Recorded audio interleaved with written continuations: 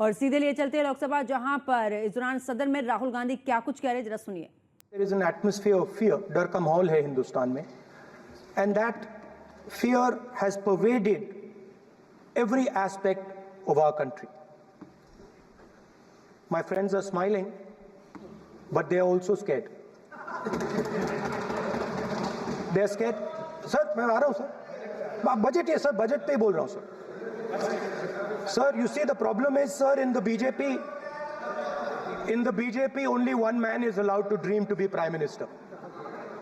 If the Defense Minister decides he wants to be Prime Minister, there is a big problem, there is fear. So this fear has been spread throughout the country, and the question I was asking myself was, why is this fear spreading so deeply? Why is it that my friends in the BJP are terrified, the ministers are terrified, the farmers of India are terrified, workers, youngsters?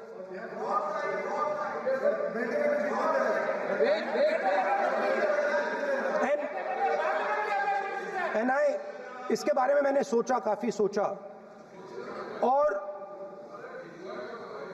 एक जवाब मैं propose करता हूं आज. Speaker sir, हजारों साल पहले हरियाणा में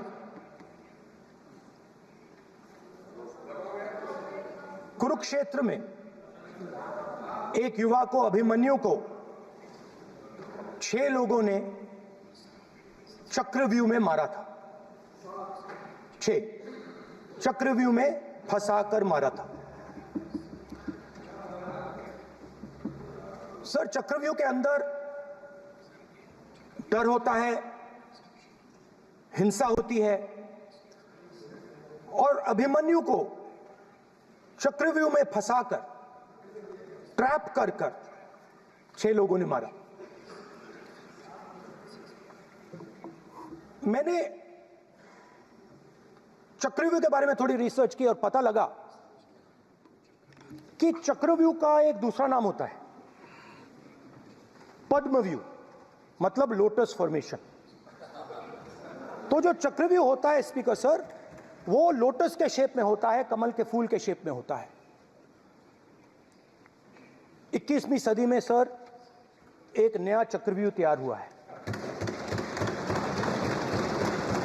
स्पीकर सर, वो भी लोटस की शेप में है सर, और उसका चिन्ह प्रधानमंत्री जी अपनी छाती पर लगा के चलते हैं.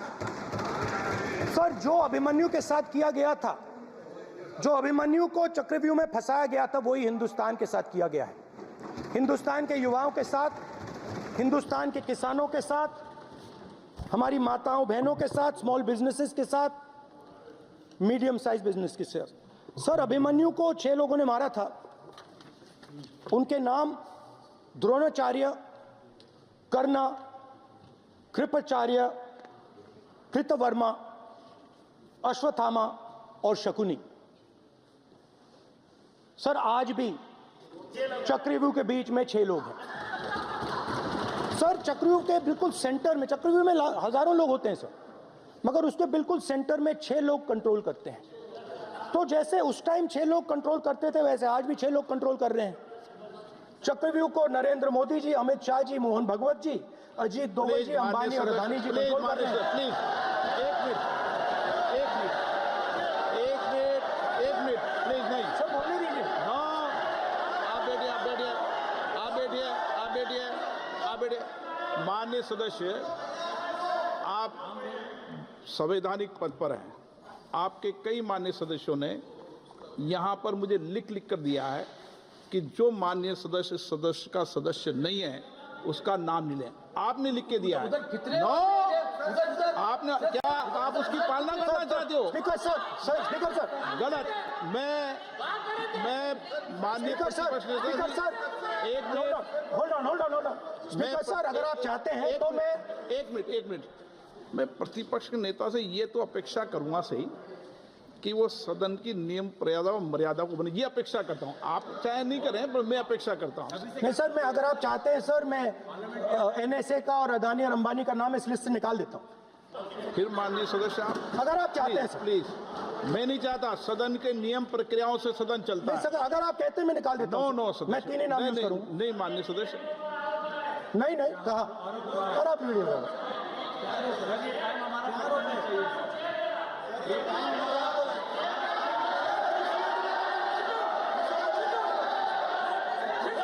आप मत उठिए सब प्लीज, या आप समझाइए उनको। हाँ आप Speaker sir, the Chakravyuh that has captured India has three forces behind it.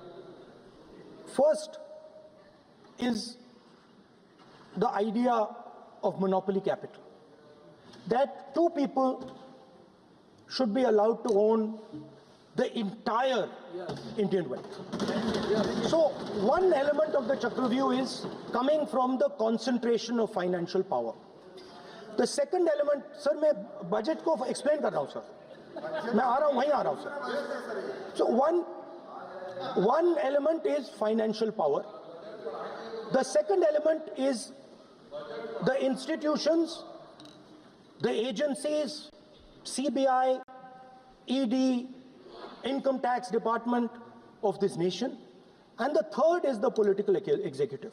Speaker sir, these three together are at the heart of the Chakravyuh, and they have devastated this country. Speaker sir, my expectation was that this budget would weaken the power of this Chakravyuh, that this budget would help the farmers of this country, would help the youth of this country, would help the laborers, the small business of this country. But what I have seen is that this budget, the sole aim of this budget, iski jo niyat hai, it is to strengthen this framework, the framework of big business, monopoly business, the framework of a political monopoly that destroys the democratic structure, and finally the framework of what one can call the deep state or the agencies. And the result of this has been the first पहला काम इस चक्रव्यूह ने क्या किया, जो हिंदुस्तान को रोजगार देते हैं, स्मॉल एंड मीडियम बिजनेसेस हैं, जो करोड़ों युवाओं को रोजगार देते थे, उन पर इस चक्रव्यूह ने आक्रमण किया। कैसे किया? नोटबंदी, जीएसटी और टैक्स टेररिज्म। आप लोग आतंकवाद की बात करते हो, पूरे देश में अगर कोई भी व्यक्ति छोटा बिजनेस चलाता है तो रात को उसको फोन कॉल आता है इनकम टैक्स डिपार्टमेंट से, जीएसटी से, और टैक्स टेररिज्म का वो शिकार बनता है। इस टैक्स टेररिज्म को रोकने के लिए बजट में आपने कुछ नहीं किया है। तो टैक्स टेररिज्म के कारण और ये जो आपकी नीतियां हैं, जो आपने कोविड के समय बड़े बिजनेसेस की मदद की और जो स्मॉल एंड मीडियम बिजनेसेस थे उनको खत्म किया, उसके कारण आज हिंदुस्तान के युवाओं को रोजगार नहीं मिल सकता है। बिल्कुल एक युवा को रोजगार नहीं मिल सकता है। अब फाइनेंस मिनिस्टर बैठी हैं, अब युवाओं के लिए आपने क्या किया? बजट में आपने इंटर्नशिप प्रोग्राम की बात करी और ये शायद एक मजाक है, क्योंकि आपने कहा कि ये इंटर्नशिप प्रोग्राम सिर्फ हिंदुस्तान की 500 सबसे बड़ी कंपनियों में होगा और 99% जो हमारे युवा हैं उनको इस इंटर्नशिप प्रोग्राम से कुछ लेना देना नहीं, कोई फायदा नहीं होने वाला है। तो आपने पहले टांग तोड़ दी और उसके ऊपर आप बैंडेड लगाने की कोशिश कर रहे हैं। मेन मुद्दा आज युवाओं का एग्जाम पेपर लीक है। जहां भी हम जाते हैं, आपने बेरोजगारी का चक्रव्यूह बना दिया इनके लिए, और जहां भी हम जाते हैं वो कहते हैं देखिए बेरोजगारी है मगर पेपर लीक भी होता है। तो आपने एक साइड पेपर लीक चक्रव्यूह, दूसरी साइड बेरोजगारी चक्रव्यूह। पेपर लीक मैं आपको बताता हूं 10 साल में 70 बार हुआ है, अगर आप जानना चाहते हैं। अगर आप जानना चाहते हैं 10 साल में 70 बार हुआ है तो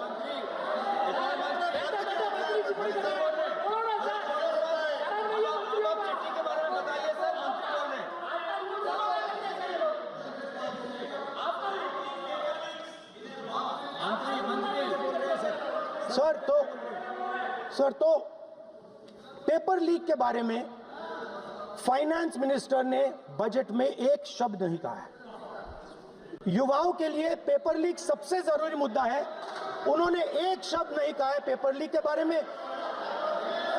एक बार उन्होंने पेपर लीक नहीं कहा और उल्टा जो एजुकेशन बजट में पैसा देना चाहिए था वो आपने 20 साल में सबसे कम पैसा दिया है। 2.5% of budget is gone to education. Sir दूसरी तरफ आपने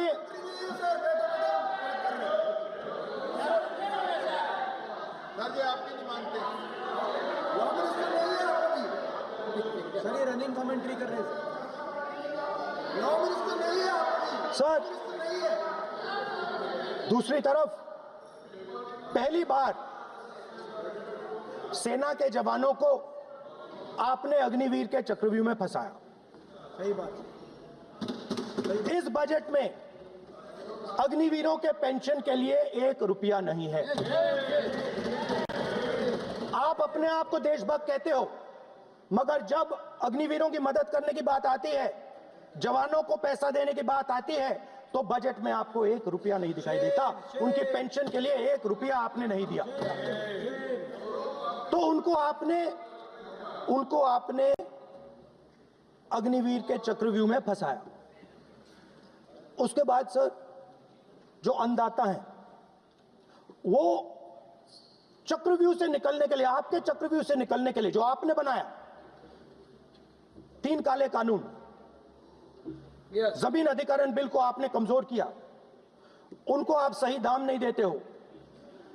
इस चक्रव्यूह से निकलने के लिए उन्होंने आपसे सिर्फ एक चीज मांगी है, 2 चीजें नहीं मांगी है, सिर्फ एक चीज मांगी है। उन्होंने कहा है कि हमें लीगल गारंटीड एमएसपी दे दो।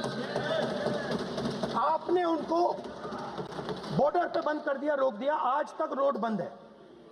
आप उनसे बात करने को तैयार नहीं है। वो यहां आए, मुझसे मिलने आए, आप उनको अंदर नहीं आने दे रहे। माननीय सदस्य, आप सदन में असत्य नहीं कहे। आप वो देखिए, 1 मिनट, हाँ चलिए,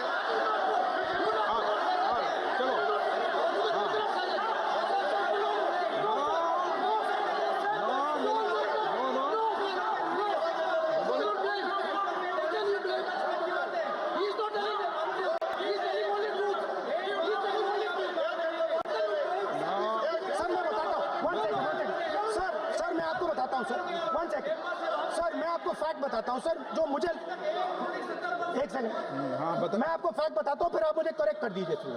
स्पीकर सर, फार्मर्स का डेलीगेशन नहीं सर, मैं आपको फैक्ट बताता हूं। पर आपके माननीय सदस्यों को कह दें वो सदन पर आरोप नहीं लगाए। रिपोर्ट से बोलता हूं मैं, बिना रिपोर्ट से नहीं बोलता हूं। हाँ बोलिए, उनको बोलने दीजिए, उनको बोलने दीजिए, आप बोलने दीजिए उनको, बोले, वो बताएं, मैं बताऊंगा। Speaker sir 1 second. Speaker sir मैं आपको बताता हूं जो मुझे मालूम है। स्पीकर सर मैं आपको बताता हूं, बैठिए। स्पीकर सर हुआ क्या, वहां पे सर मुझसे मिलने एक फार्मर का डेलीगेशन आया। मुझे बताया गया कि फार्मर के डेलीगेशन को अंदर नहीं आने देंगे। मैं उनसे मिलने जब गया तब उनको अंदर आने के दिया गया था। सर ये फैक्ट है सर। अब पता नहीं कोई मिसकम्युनिकेशन हुआ, वो अलग बात है, बट फैक्ट ये है कि जब मैं मीडिया के साथ वहां गया तब दरवाजे पार्लियामेंट के, संसद के उनके लिए खुले, उससे पहले वो बंद थे। ठीक है। और ये आप उनसे भी पूछ लीजिए सर। प्लीज, नो प्लीज, एक मिनट, आपने विषय उठाया इसलिए मैं बोल रहा हूं। ऐसे तो सदन की व्यवस्थाओं पर सवाल नहीं उठाना चाहिए। किसको आने दें, 1 मिनट प्लीज बैठिए, किसको आने दें, किसको अलाउ नहीं करने दें, ये स्पीकर का जुडिक्शन होता है। नंबर 1, जब ये सूचना आई आप मिले, उनसे अंदर मिले, लेकिन उसमें एक सदन की मर्यादा का उल्लंघन हुआ कि कभी सदन में माननीय सदस्य के अलावा दूसरा कोई व्यक्ति बाइट नहीं दे सकता। और हाँ, और आपकी मौजूदगी में बाइट दी, ये क्लियर करना चाहता हूँ। सर ये टेक्निकलिटी है सर, ये मुझे मालूम नहीं थी। कोई नहीं, बट सर प्लीज नो। माननीय यहाँ पे हीरोइंस आके बाइट दे रही है सर। आप मत बोलिए, आपके नेता बोल रहे हैं।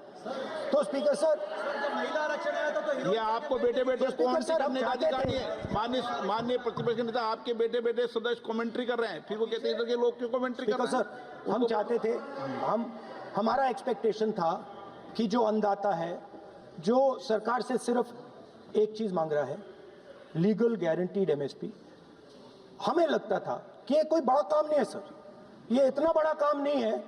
हमें लगता था कि अगर सरकार बजट में इसका प्रोविजन कर देती, अगर बजट में इसका प्रोविजन कर देती, तो जो हमारे किसान हैं जो चक्रव्यूह में, आपके चक्रव्यूह में फंसे हैं, वो निकल पाते।